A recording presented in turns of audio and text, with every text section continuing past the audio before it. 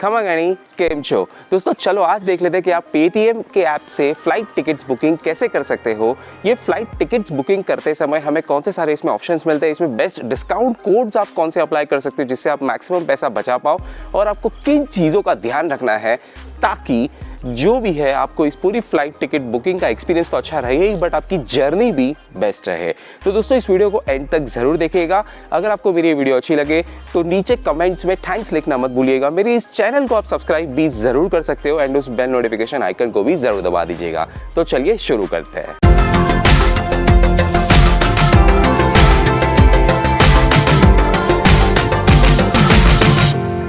Okay, तो अब आपको आपके फ़ोन पे पेटीएम का एप्लीकेशन ओपन कर देना है एंड इसी तरीके से आपको इसकी होम स्क्रीन नज़र आएगी। आपको इसमें लॉगिन करके रखना है, ठीक है।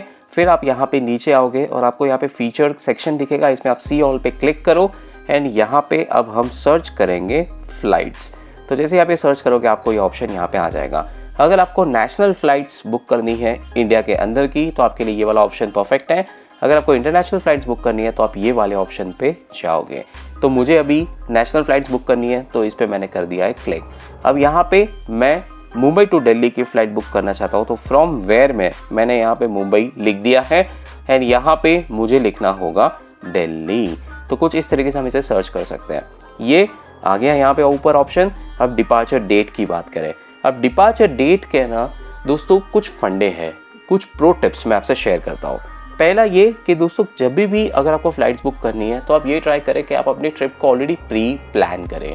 तो इसमें क्या होता है दोस्तों कि अगर आप चाहो तो आप 3-4 महीने पहले ही आप टिकट्स को बुक कर सकते हो। इनफैक्ट यहाँ पे आप देख सकते हो आज के दिन में मुझे ऑप्शन दिसंबर क्या, जनवरी क्या, फरवरी 2022, मार्च 2022, मतलब ये ऑलमोस्ट मुझे 1 साल आगे तक का भी मुझे ऑप्शन दे रहा है, ठीक है। तो जितना पहले आप अपनी फ़्लाइट्स को आप प्री प्लान कर पाओ वो ज़्यादा बेटर है, क्योंकि इसका एक फ़ायदा ये हो जाता है कि हमें रेट्स सस्ती मिल जाती हैं हम पहले से अगर फ़्लाइट्स बुक करके रखें। तो अगर आप नज़दीक के दिनों की फ़्लाइट बुक करते हो, जैसे कि आपको कल ही जाना है, परसों जाना है, या ये हफ्ते या ये महीने, तो शायद आपको वहाँ पे टिकट के रेट्स ज़्यादा देखने मिले।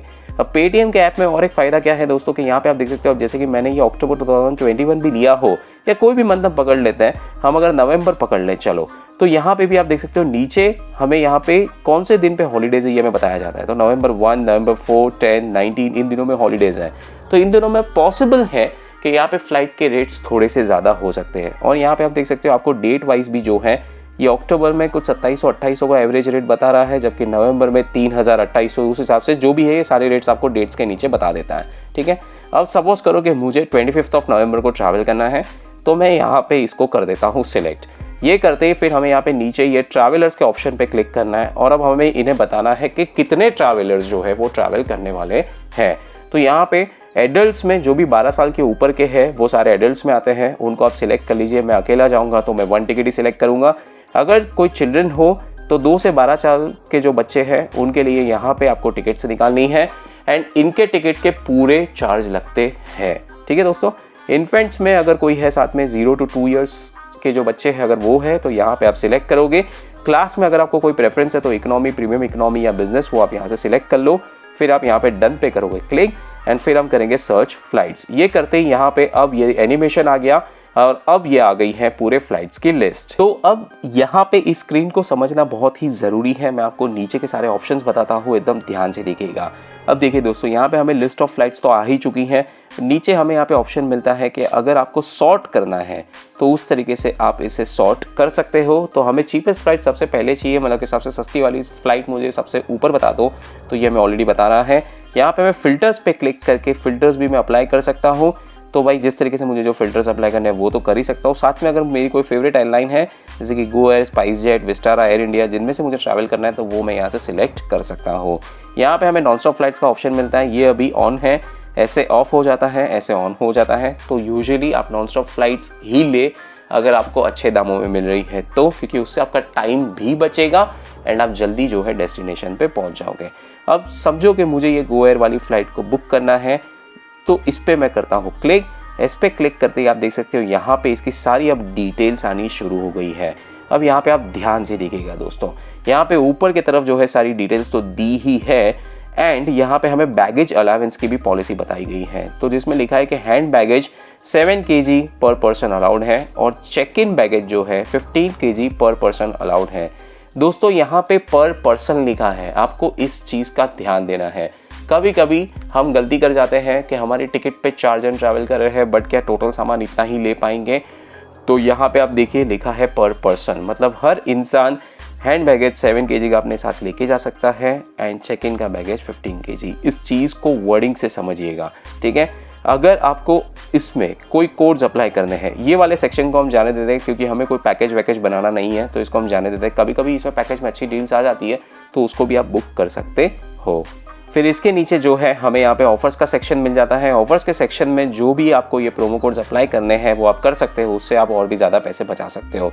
अब जैसे कि अगर मुझे ये वाला प्रोमो कोड चाहिए तो इस पर मैंने क्लिक कर दिया। अब आप देख सकते हो मुझे 280 रुपीज़ का और कैशबैक मिलेगा, जिससे मेरा इफेक्टिव प्राइस 2521 हो जाएगा। यहाँ पे ये नीचे इंपॉर्टेंट गाइडलाइंस दी है एंड दोस्तों कोविड-19 पैंडेमिक के चलते इन गाइडलाइंस को आपको स्ट्रिक्टली फॉलो करना है, तो आप इन चीज़ों को ध्यान से पढ़ भी लें और इन चीज़ों का जो है आप पालन भी ज़रूर करें, ठीक है।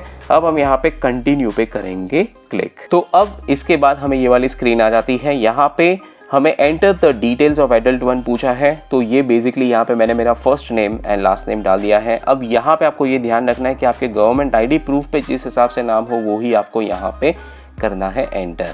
अगर आपको इसमें कोई एडिशनल सर्विसेज चाहिए, जैसे कि आपको एक्स्ट्रा बैगेज अगर आपको साथ में लेके जाना है, तो आप यहाँ से आप डायरेक्टली ऐड कर सकते हो। इसके जो है ये आपको चार्जेस यहीं पे बता देता है। अगर आपको कोई मील्स ऐड करनी है तो वो आप यहाँ से ऐड कर सकते हो, तो यहीं से आप पैसा दे दो और आपको फ़्लाइट पे जो है ये डायरेक्टली मील आपको सर्व कर दी जाती है। फिर इसके बाद आपको यहाँ पे कॉन्टैक्ट इन्फॉर्मेशन में सारी डिटेल्स डालनी है एंड अगर आपको यहाँ पे कोई GST की डिटेल्स डालनी है तो वो भी आप यहाँ पे इनपुट कर सकते हो। अब मैं इसके बाद यहाँ पे कंटिन्यू पे करता हूँ क्लिक। तो अब यहाँ पे कंटिन्यू करते ही अब मुझे यहाँ पे सीट सिलेक्शन का ऑप्शन आ जाता है। अगर मैं यहाँ से कोई भी सीट सिलेक्ट करता हूँ तो पॉसिबल है कि उसके कोई चार्जेस हो, जैसे कि देखिए यहाँ पे 350 रुपये लिखे हैं, इसके 250 है, इसके 350 है, इसके अगेन 350 है। तो अगर मैं चाहूँ तो मैं यहाँ से सीट सिलेक्ट करूँ, लेकिन उसका एक्स्ट्रा चार्ज मुझे देना पड़ेगा।